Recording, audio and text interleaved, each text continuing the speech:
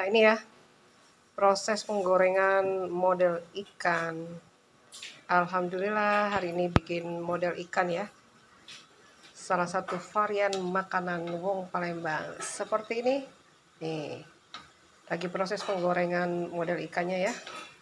Nanti kalau sudah matang, kita makan dengan kuah kaldu udang ya. Tambahkan pelengkapnya, jamur kuping, sedap malam, bawang goreng, daun bawang, daun seledri, tambahkan sambal cabai rawit. Wow, lemaknya tuh montok-montok.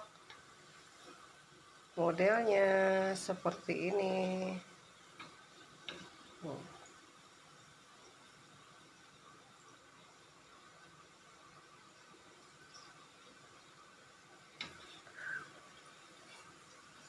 Model ini ya, seperti tekwan ya, dimakan dengan kaldu udang, tapi model tahu namanya ya. Adonan ikan kita isi dengan tahu ya, lalu kita goreng seperti ini nih ya.